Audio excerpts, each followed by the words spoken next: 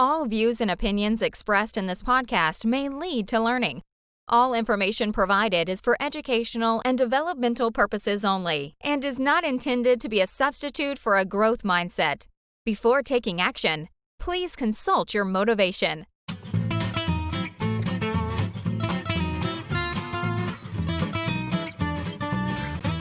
This is the Teacher Talking Time Podcast. All right, everyone. Welcome to episode 6 of the Teacher Talking Time podcast for learners, the cult of learning. I'm Leo, and today I am finally joined by Andrew on the podcast. What's going on? Hey, man, it's been a while. It has. This is my first appearance on the cult of learning, so I'm very excited to be here. Yeah, for sure.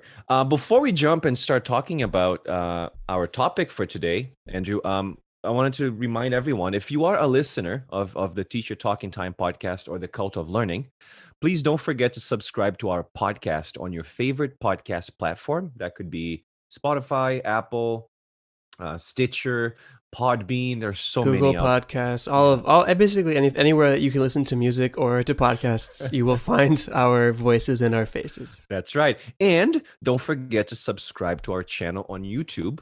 Follow us on Instagram, LinkedIn, Facebook, Twitter. I guess that's pretty much it. Are we on Snapchat? No. We're not. I feel like we're too old for Snapchat. Or but TikTok? I don't know. Not yet. Not yet. Yep. And Andrew, one more thing before we start. If you are a language learner, don't forget to join our School of Learning. Quickly, can you tell us what the School of Learning is? Just a reminder. Absolutely. So the School of Learning is our online platform for easy, effective learning that's also affordable. So we have a platform with lessons for different needs. If you're studying for IELTS or you're going back to school and you're looking for academic English help, or you're just looking for English help in general, conversation, speaking strategies. So we have all of our lessons over there, and we have a few now. We're continuing to build them, but that's at courses.learnyourenglish.net. And everything is only $10, so we try to make it affordable for everybody. And the School of Learning is only $5 that you pay only once, right? That's correct. So the actual School of Learning is an ongoing learning experience. It's $5 for a lifetime. So we post lessons in there every week, listening lessons, video lessons, and you pay $5 only one time, and you're in for life. And we also post our podcast episodes and some discussions and things in there as well. Sounds like a bargain to me. That's my pitch. $5. So there it is. All right. So today, Andrew, we're going to be... So I don't know if you remember this, but the last few episodes of the podcast, we talked about setting clear language learning goals. We talked about the 7 C's of language learning. Do you remember what those are? I'm pretty sure. Oh, man. My memory is not very good. So now you're going to have to help refresh. Okay. So the first one is having a clear conception of what you want, a vivid vision. The second one is developing a strong confidence that you can actually attain that specific goal that you have set. The third one is having focused concentration. I think number 4 was having a stubborn consistency in pursuing that specific vision. And then number 5 was an emotional commitment to the importance of what you're doing. And then the last 2, which were the last episode, was developing a good character to guide you and keep you on the proper course of action. And the last one was capacity, which is this ability to enjoy the process along the way. That's a very important one, I think. I don't think we stick with things if we don't enjoy them. That's right. But I think what we're going to do today, I think we're going to kind of move away a little bit from that, but still keeping that in mind. But I would like us to really talk a little bit about reasons why people learn languages.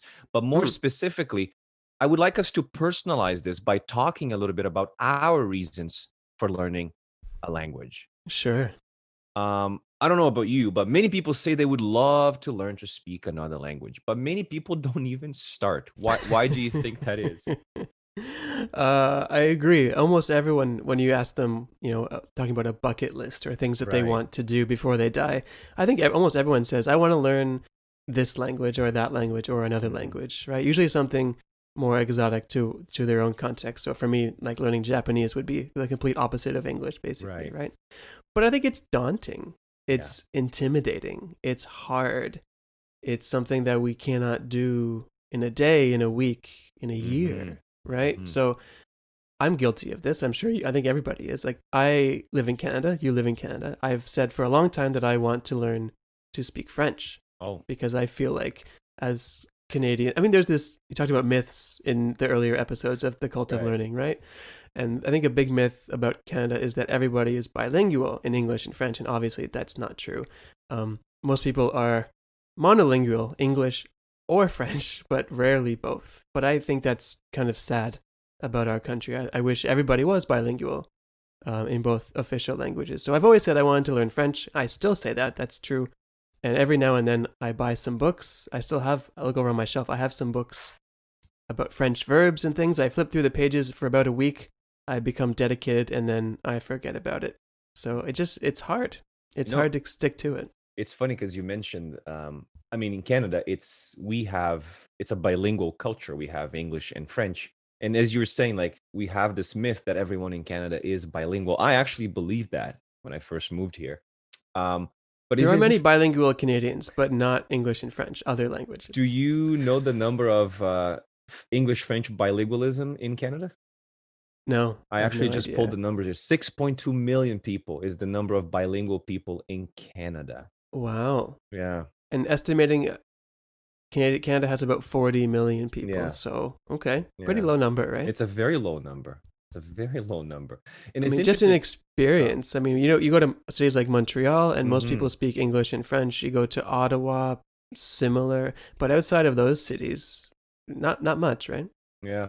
And it's interesting because I remember when I was teaching at a school in Toronto, and I had a couple of students from Quebec coming to learn English in Toronto.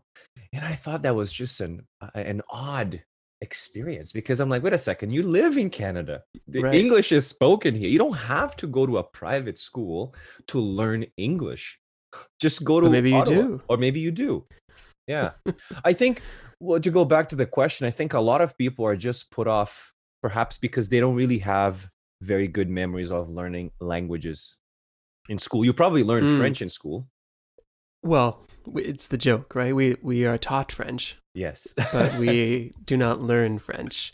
But although I think that's too bad. And I wonder if our French experience is similar to a lot of people's English experience in other, in countries that don't speak English as a first language, because it's the second language, and French is the second language, at least in the English speaking part of Canada.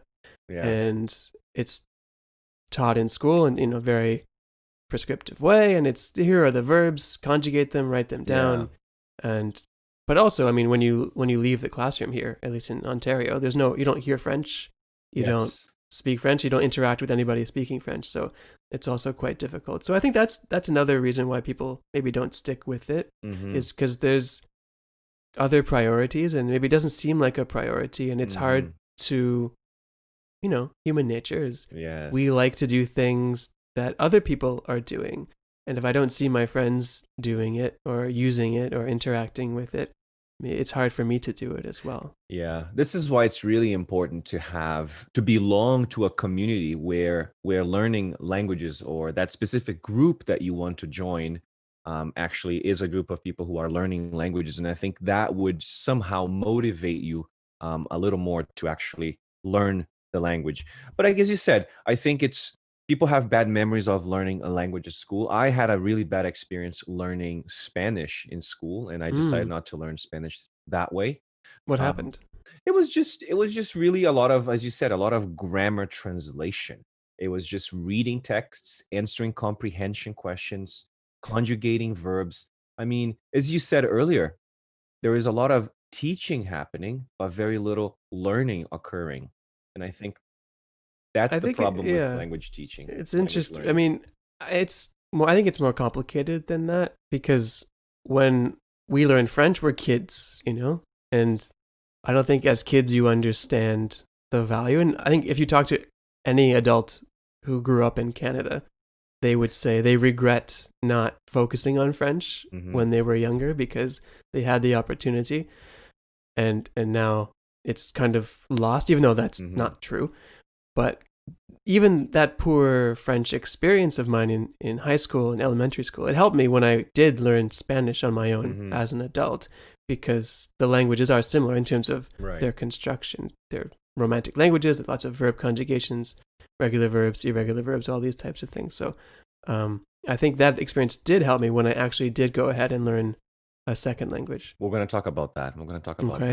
that. But one of the things I wanted to add here is probably, I think it has to do with how we actually learn languages in school. I think that's part of the problem, is that how did we conclude that the best way for us to prepare children for the future is to cluster them into a classroom where they are organized by age into grades and forced to learn the same thing the same way at the same time at the same pace, 7 hours a day, 5 days a week for 12 years.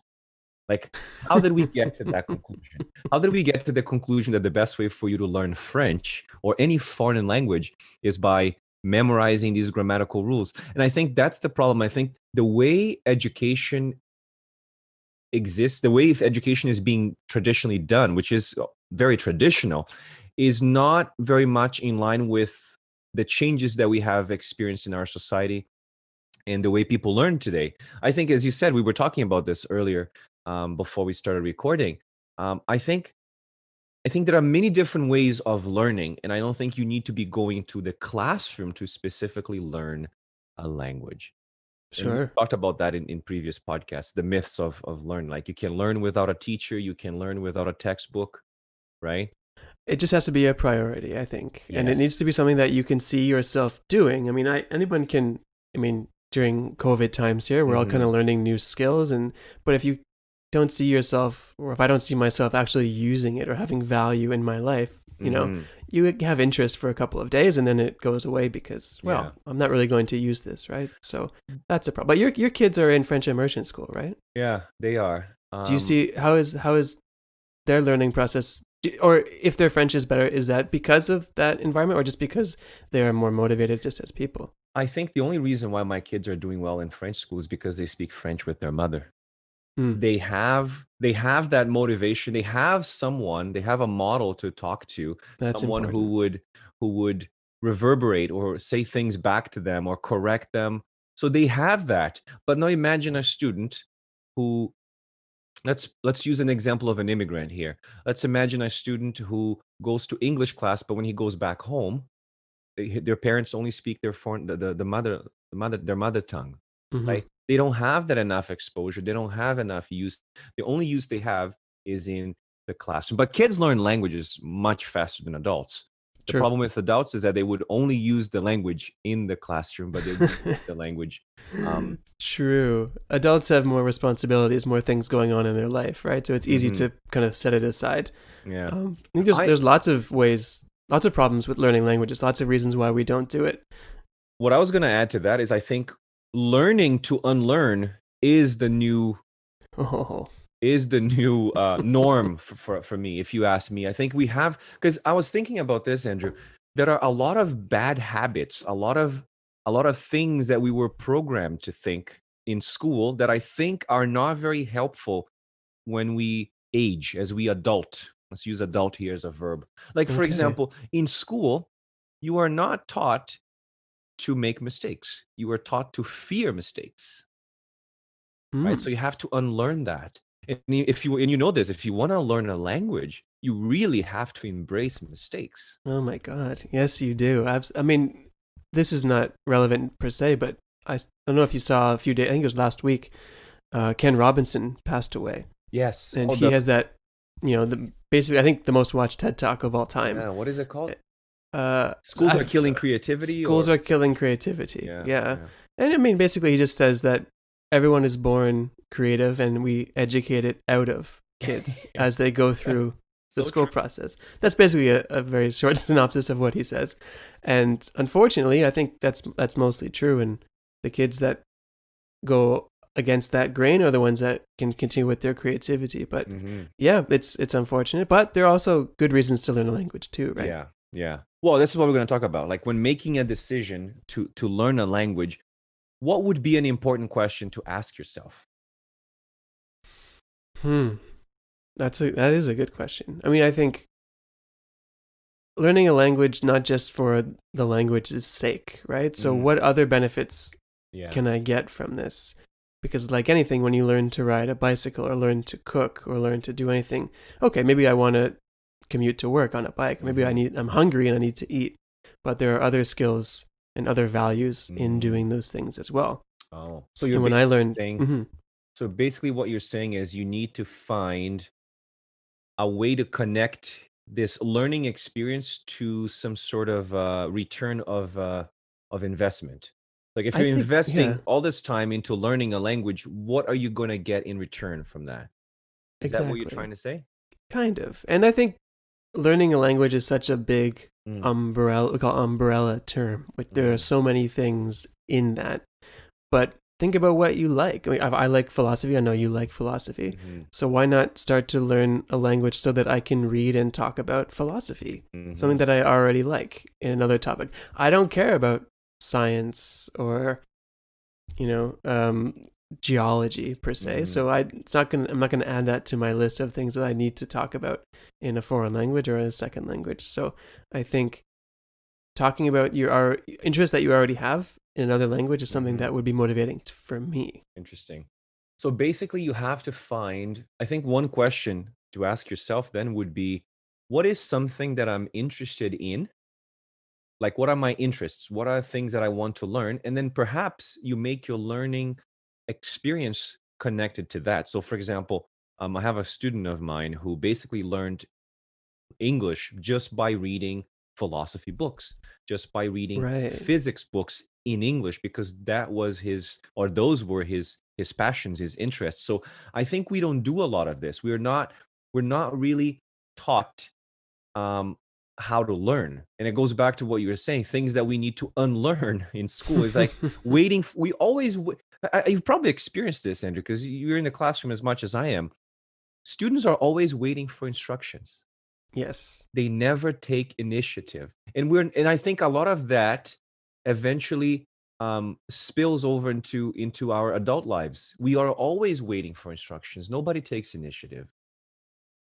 It's I don't know if it's not students, it's just people. Hmm. That's what we are, right? That's what we are trained to wait for. I have to wait for my instruction, but who's going to give the instructions? And sometimes it never comes, and then nobody does anything. uh, So that's yeah. I mean, and that's if you funny. ask students, I guess anybody, what do you want to do today? What do you want to learn today? Usually an answer doesn't come back. Oh, I don't know. I'm not sure. I don't Mm, know.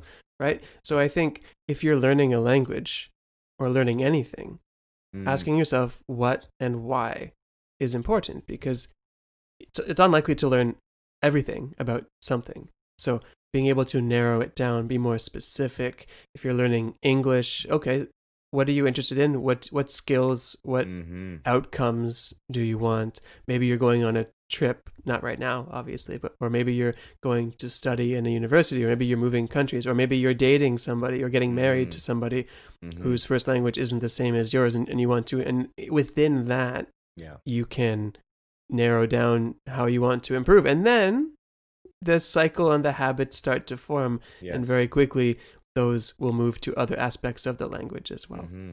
So yeah, I think there's a lot of learning to unlearn, I guess. And one of, like we said, fearing mistakes, waiting for instructions from the teacher. And I think I was, as you were speaking, I was just thinking about something else. We were never taught learning techniques. We were never taught Mm-hmm. learning how to learn. We were only taught to remember facts. We think that remembering facts is the best way to learn. And this is why I think, Andrew, a lot of language learning is still hung up on this idea of this is what the present perfect is. This is like we're still talking about the language, but we're not really letting students understand that the best Interesting. way to learn is by actually thinking, how do I learn? What do I want to learn? And how can I learn that my way Yes. without waiting for those instructions? You made me think now. I majored in history in university. Go figure, right? And Why if you, history? I like it. I think it's very interesting. Okay. You read But *Sapiens*, right? oh yeah, You oh see, that book made me. It reminded me of my history classes, and I'm like, I can't believe I never learned this in history I because know. we are only taught to remember facts, dates. Yes. Who cares about that? So that's my memory of studying, even in high school, like studying for history tests where you have pages and pages and pages of information about this war and this person and that person. And I just memorized it so you could kind of do well on the test. But now I'm thinking, why not get rid of 80% of it, focus on a couple of things and actually talk about it? Because how do people remember things is when they use it, is when they have discussions, when it adds meaning to them. And then we can take it in directions that are more meaningful for us. So it's not language learning, it's just learning. If you want to study history, let's have group discussions and let's read a chapter of Sapiens, for example, and then let's talk about it. And let's go. So using is really important. Yeah. No, I as you were speaking, I was thinking there is a show on Netflix. It's with that kid from Disney. What's his name? The cute guy. What's his name? What is his name? The one with the six pack. He goes to Costa Rica, so I can't remember. Oh, his name Zac right now. Efron. Zac Efron. Well, thank you. How could I forget his name? I really don't care about celebs. But anyway, there is an episode. I like that show. Actually, it's great. It's really good. Have you seen the episode where they go to Costa Rica? I have. Oh, do you remember the school in Costa Rica? No homework, problem-based learning. The students. So I love the idea that each one teach one. So basically, there are no grades. There are no levels, and students basically research things that they're interested in, and they teach each other.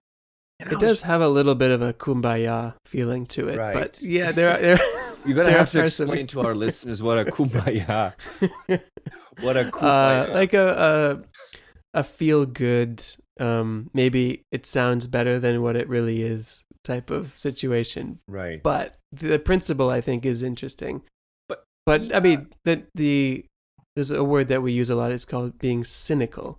And to be cynical is always to kind of look at the negative side of a neutral situation.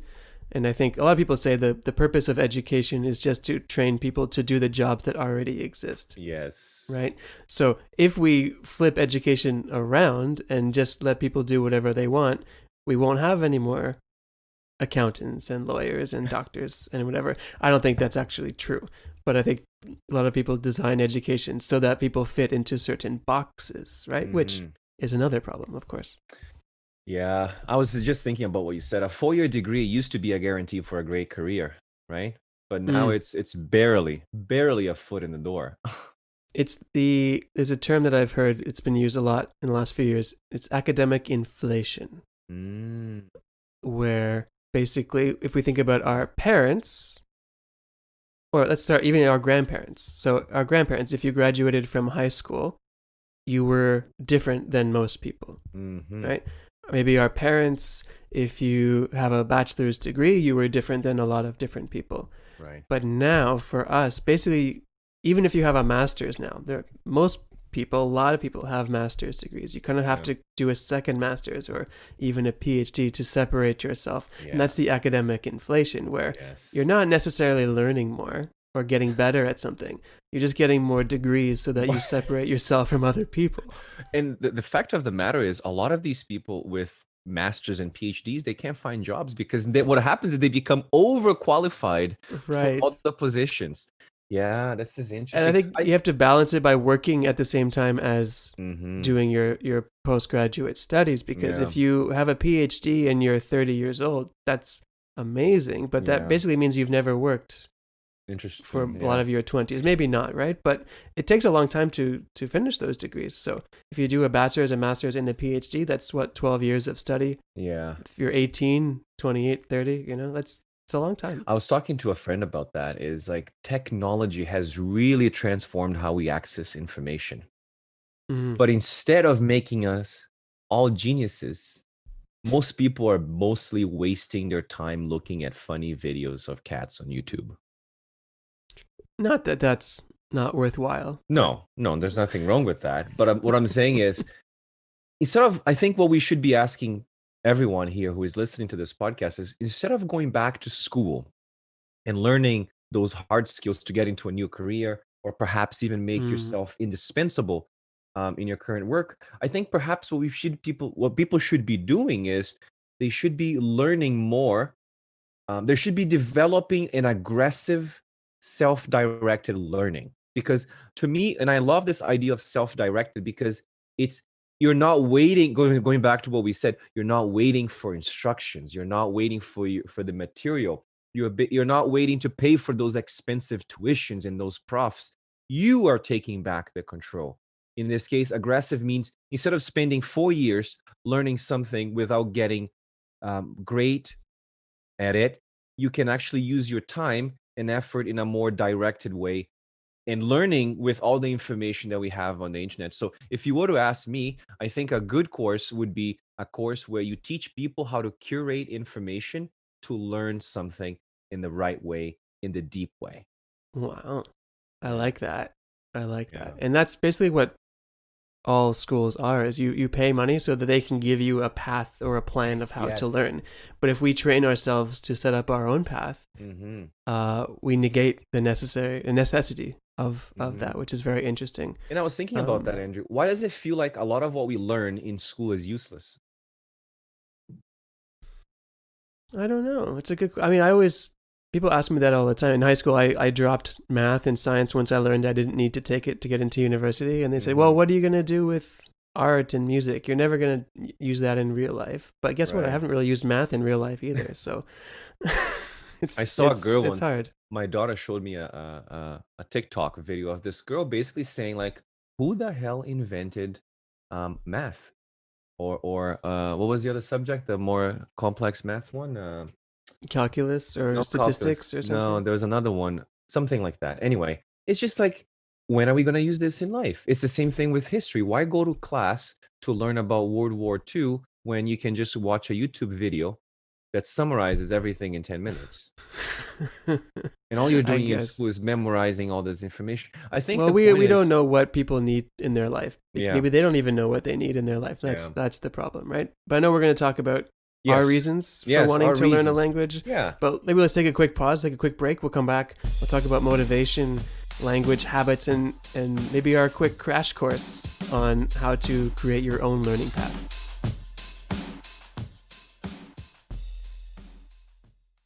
Let's take a quick break. We'll be right back. I studied English in a classroom for years, but felt I was not improving and not having fun either. I did not know how to learn a language. Then I found the Learn Your English online membership. My name is Victor and I am an LYE member. This membership is for people who are passionate about learning English in their own way.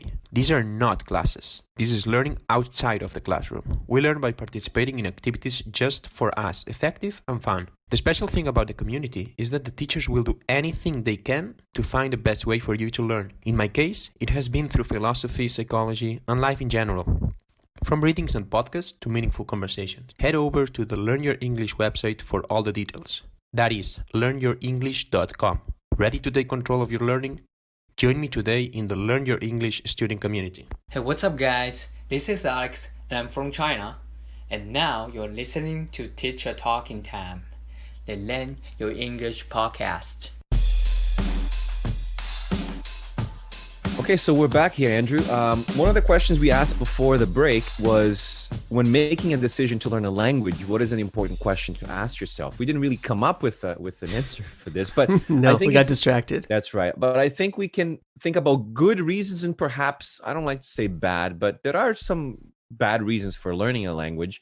So examples of good reasons for me, I was thinking about this is, and this happened to me when I was learning German. I fell in love with someone, a German woman. Oh. Yeah, so eventually decided to start learning German. The problem with that is that once the flame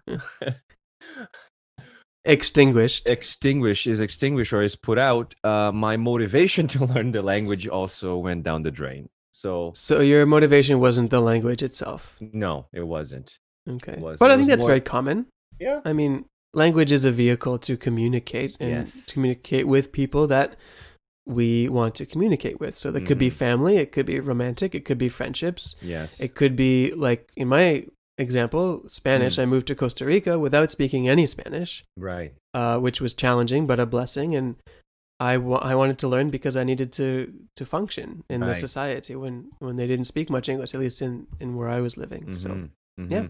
I was even thinking about my parents, my mom specifically, my dad not so much, but elderly people. right, who are learning languages because they want to, as you said, communication. They want to connect with their grandchildren. My kids don't speak any Right. Portuguese. My parents don't speak any English. So my mother started learning English at age 65, So what is she relearning. doing? She's doing well. She's Yeah. very hard on herself. She's like, "Oh, I make a lot of mistakes." I'm like, "You have to unlearn that because making mistakes um is a good thing. It's a good thing." As you said, falling in love with a city. My partner fell in love with Paris, and now she just wants to learn French because she wants Beautiful. to be able to go back there and visit and order food and things like that. In your case, some people just simply love learning languages. Mm-hmm.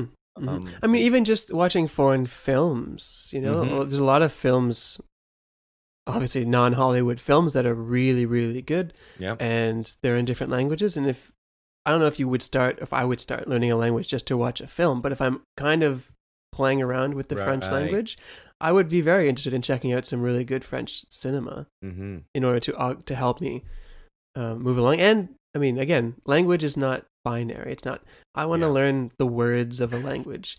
I want to, language is culture, right? So yeah, you want to experience the culture hmm of a language, and film, music, yeah. people are all part of that. And there are the bad reasons, Andrew. Are there Yeah. any bad reasons for learning a language, you think? I don't know if there are bad reasons, because I think learning languages is good, but I think forcing people to learn when they don't want to is bad, Mm, because that might ruin their view of languages hmm for down the road in the future if Yeah. they are more interested in learning languages later. So I think for me it's just forcing it on people that don't want it. Yeah. Well, I was thinking back to my high school years. And I remember I had a lot of friends who in high school you had to choose between Spanish or English. Mm-hmm. And a lot of my friends chose Spanish because Spanish is more similar to Portuguese. So Right. so I think that's a bad reason to choose a language. I'm going to choose Spanish over English because it's Because it's easy. supposed to be easier. Yeah.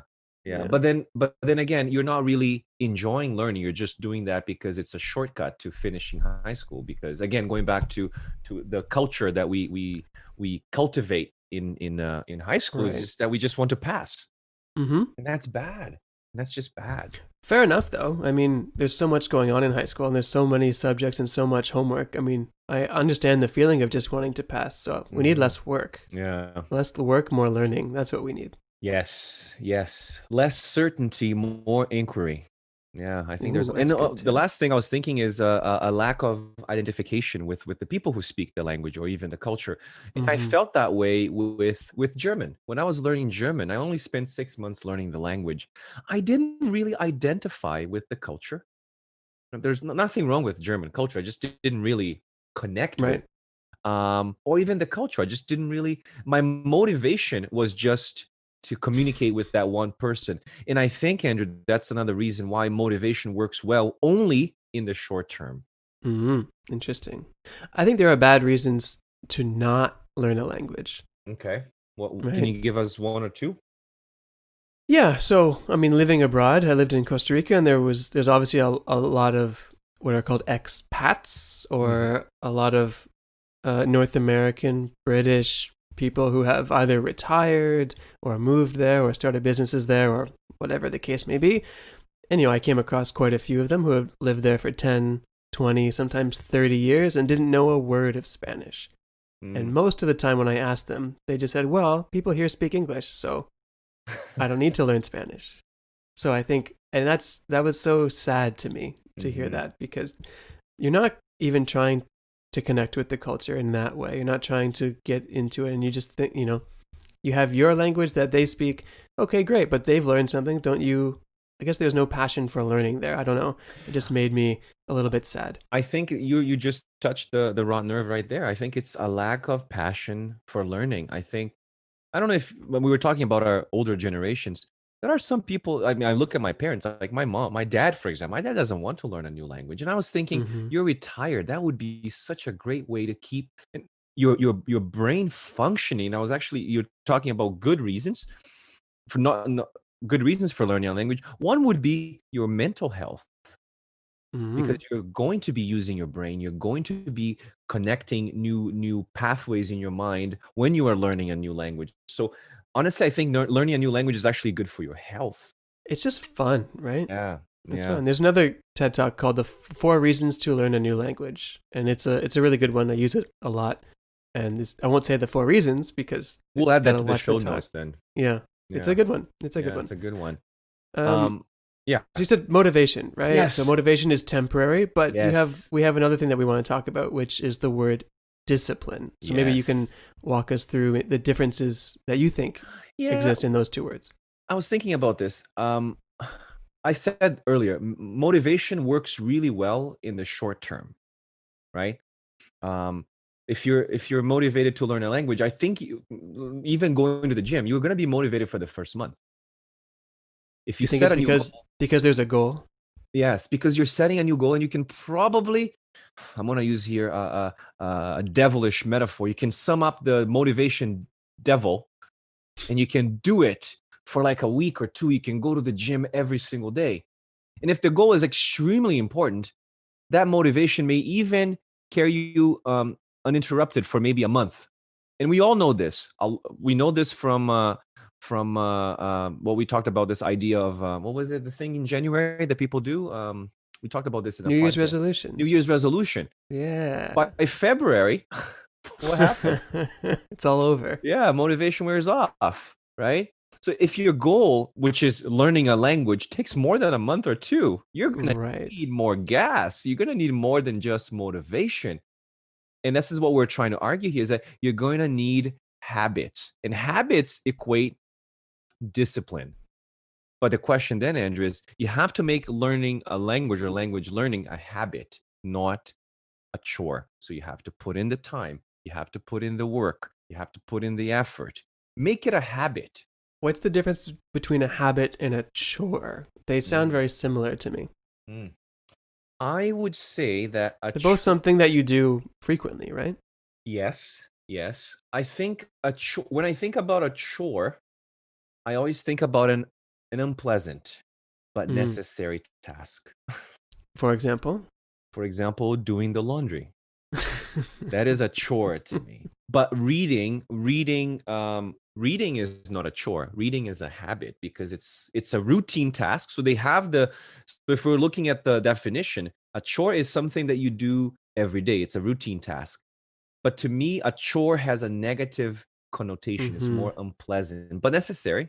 Whereas a habit is just something that really gets you closer to something that you want to do. So I think building habits is great because they, in a way, perhaps translate that short-term motivation into something that will last much longer. So habits are only enjoyable? No, I think you eventually, Andrew, that habit becomes part of your routine, becomes part of your life, and you eventually enjoy it. And this is why you deliberately made it a habit. Like, I'll give you an example. Running. I was just going to say, or at least you enjoy the unenjoyment. Yes. Interesting. Very good way of putting it. Right? That's it. When I started running, the first 2 weeks, I hated it. I was like, I'm in a lot of pain. But after that, I went from struggling to just doing it without even thinking. At 5:30, my body automatically knew it is time to do it. I think running or exercise is the perfect example for this because you're never going to see any results in the short term with exercise within reason, right? It takes weeks and months of doing the same thing, showing up every day. Yes, showing up. I think that's very similar with language. You're not going to improve your language in a week or a month. It's going to take months and obviously years to see big differences. So I think that's a really good analogy or example there. And a lot of people a lot of companies, a lot of English schools, a lot of influencers, a lot of YouTubers, they prey on people who are very result oriented because they sell people this idea that you can pick up a language effortlessly or learn a language or be fluent in 3 months. The fact of the matter is, and let's be honest here, no bullshit, it will take you a lot of time, and you know this because you've learned Spanish. I've learned English, Spanish. Commitment, it takes a lot of regular and, more importantly, a lot of deliberate practice. But in the end, Andrew, I would say, and you probably can speak to this, it's extremely rewarding it's an achievement that you will feel so proud of, because you're But like, you have to wow. have micro goals, right? You Yes. can't say, okay, I want to learn French. I'm starting from 0, and in Mhm. 6 months I want to be fluent. Like, you're just setting yourself up for a disappointment, Mhm. right? So you start learning French, or I can start learning French, and I say, in 3 weeks I want to have mastered how to introduce myself to somebody, Yeah. right?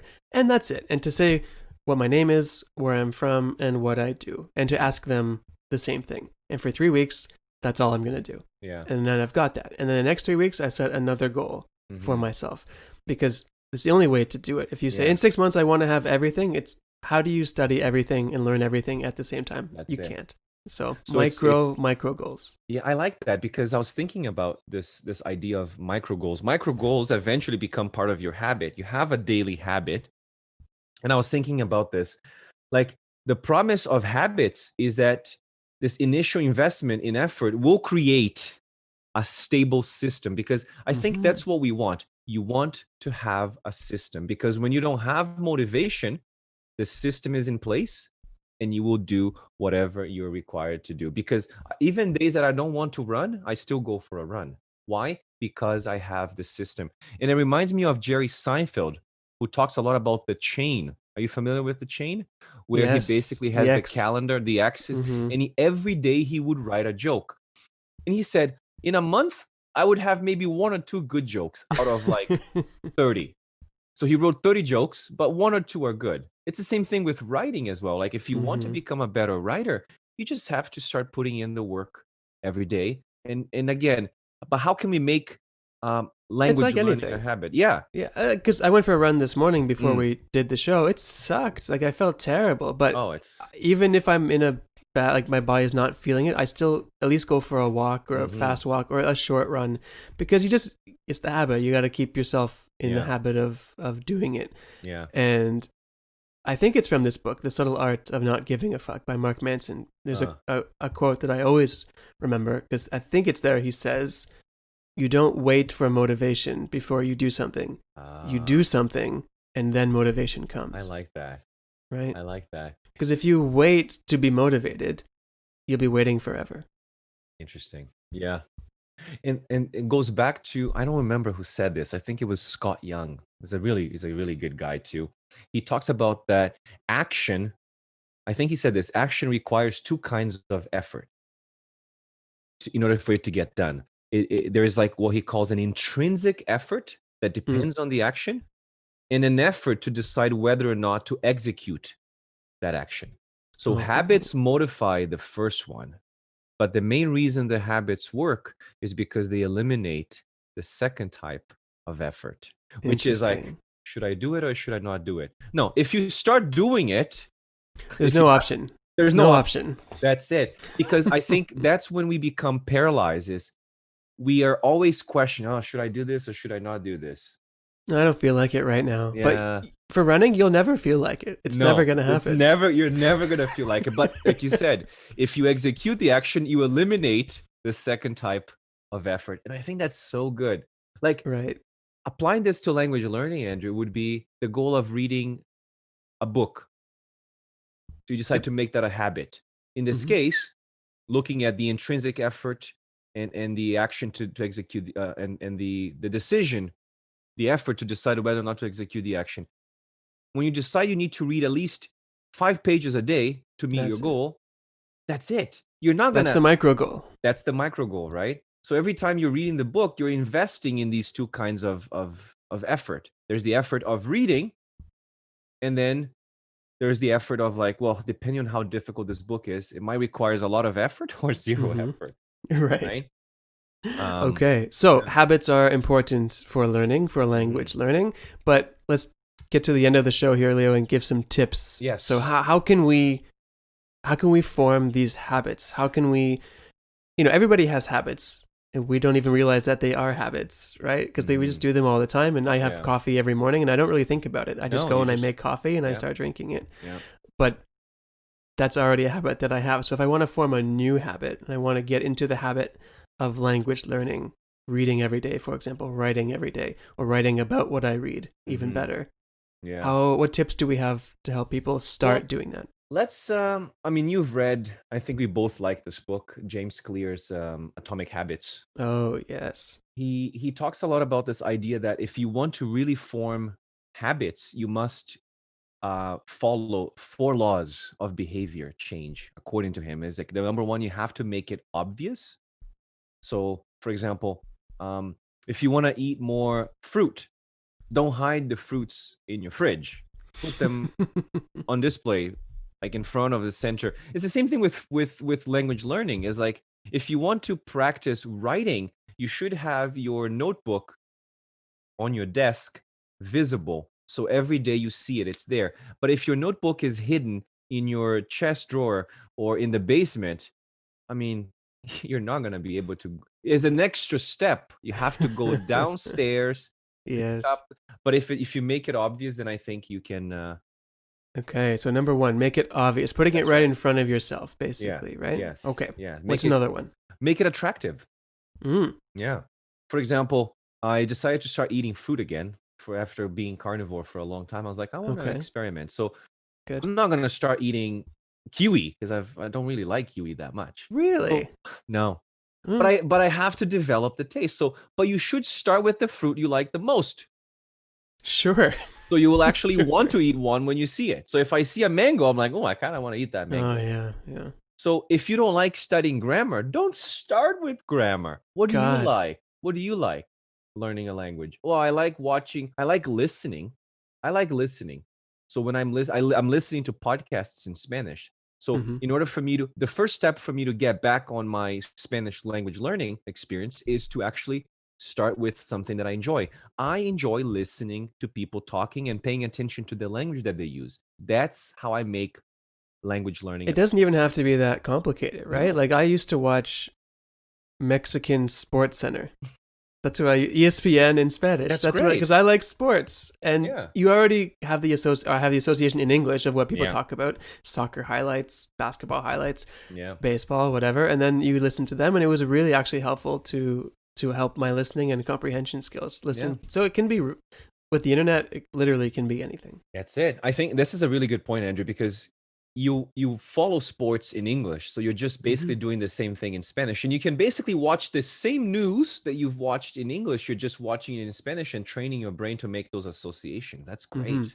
It's a good start for books as well. If you don't feel like you're ready to read a book in English right Yes. away, read one in English that you've already read in your own language, Yes. because then you can make Yes. those connections, make those Same associations. thing applies to movies. If you've seen Yep. a movie in your language, watch that movie in English. Yeah. So the third one. Absolutely.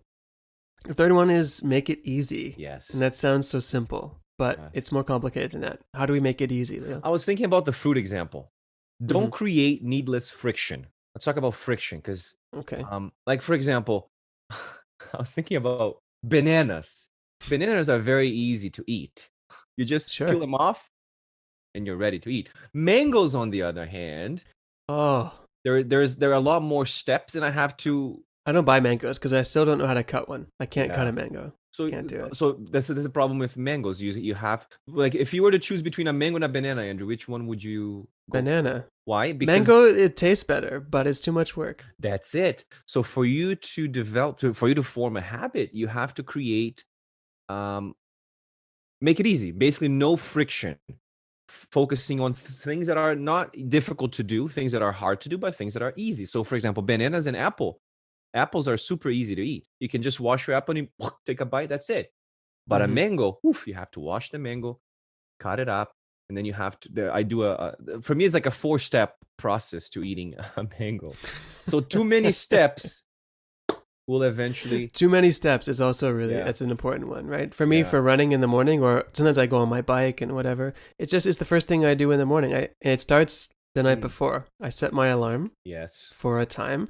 Because even now, I mean, it's a pretty good habit that I have, but even now I'm like, should I set it for tomorrow? Well, I'll just wake up on my own and do it. No, because that's never going to happen, right? Yeah. No, don't give yourself the option. So make it easy by setting your alarm, waking up. It's Yeah. the first thing you do on my calendar. Have your shoes then already. Have my shoes ready, shorts are there. Yeah. Exactly. Yep. That's it. And the number 4 is make it satisfying. Yes, I think that has to do with the 7th the seventh C in the 7 C's of learning a language or setting language goals, capacity Yeah. to enjoy the process along the way. So if you like the fruit you've picked, you will love eating it and you will feel healthier as a result. So it's the You have same to thing enjoy with, it. yeah. So instead of watching a TED talk where that was, sent to you by your prof or your teacher, and it's a really boring TED talk, you're not going to enjoy it. Like that TED talk that we used in one of our classes once, because that was a part of the curriculum and the students hated it. We didn't like it, let alone the students. So find something that you enjoy. Like if you, like example, the Michelle Obama podcast, if you like Michelle Obama as a person and you want to improve your listening, that's the best way to make it satisfying. Absolutely. Right? Having said that, there's also, I think, merit or positives in doing things that you don't really like. Because eventually, as an adult, you always have to do things that maybe we don't want to do, right? So in the book, James Clear also talks about something that's called habit stacking. I like which that. is either doing two things at the same time or doing the thing that you don't really want to do before the thing that you enjoy. Yes. Let's think of an example for that.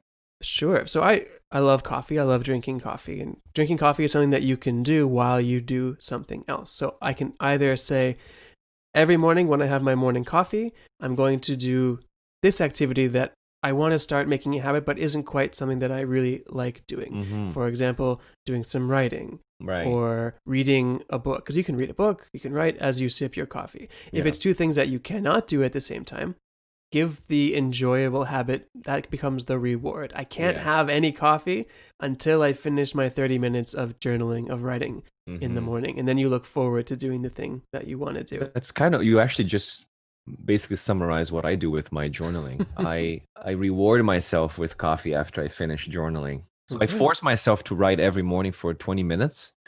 And then what I do after is, okay, now it's time for my cup. Good. The other tip is, he talks about in the book, but again, it's our favorite quote, I think, from our friend George Pickering, when he says that, when are you going to do this? Yes. Someday is not a day of the week. Yes. Right? And this happens with a lot of our students that we talk to as well. Everyone usually is on board with making a schedule. Oh, I need to read for 30 minutes every day. Okay, great. Which 30 minutes? Oh, I don't know. Which days? Oh, I don't know. Pick one. You got to make yourself, okay, on Tuesdays and Thursdays and Saturdays at 9 a.m., I'm going to read for 30 minutes. Yes. Because as we say, someday is not a day of the week. I think that's important because you're eliminating the ambiguity of when and how to perform. So if you read your 50 pages at lunch every day for 3 months, the next lunch break, you will automatically read without having to decide whether to do it. Like for me, running is always done between 5:30 and 6:30. Okay. So my body automatically says, okay, Leo, it's time to go for a run. So I don't even have to, it goes back to what you were saying earlier, Andrew. We don't have to, it's the effort to decide whether we want to do it or not. First you decide to do it, and then because this is the thing about human nature. There's always a reason not to do something. Yes. There's always that we can create any reasons we want. But once you start in the habit, when you don't do it for one day or maybe 2 days, because we're all human and we miss 1 day or 2 days, I feel bad about myself. Yeah. Versus when I had not started the habit and I didn't do it for a few days, I always just stayed positive. Oh, I'll do it tomorrow. I'll do it another day. Which again turned into tomorrow never arrives, right? That's right. That's right. So whereas now I feel bad about myself if I miss a day. So yeah. So basically, Andrew, we can apply these to all kinds of good habits like running, reading, working on a side project, spending more time with your family. And just to wrap this up, conversely, you can do the opposite for bad habits. So you can make them, instead of making them obvious, you make them invisible. Good. I like that. Instead of making them attractive, you make them unattractive. Instead of making them easy, you make them difficult. Good. Instead of making them satisfying, you make them unsatisfying. So for example, if you want to quit smoking, how can you make smoking less obvious or more invisible? Get rid of your cigarettes. That's Put them right. away, throw them in the garbage. Yeah. Add Don't buy them financial anymore. penalties, right? Because money, Right. yeah, when it hurts your pocket, yeah. Only allow yourself to smoke outside in the cold. So you're like, oh, it's too cold. I'm not gonna go for it, right? Yes. So I think Yes. that's the lesson for everyone here. So if you have any ideas on how you can make language learning a habit, we'd be happy to hear from you. Send an email at info@learnyourenglish.com, and we can also add this to the show notes. Absolutely. Or we'll reply to one of the podcast posts on our Instagram page, and we can reply to you there as well, at Learn Your English on Instagram. All right, Andrew. This was lots of fun, man. Okay, Leo, stay motivated. Yes, you too. See you next time. See ya.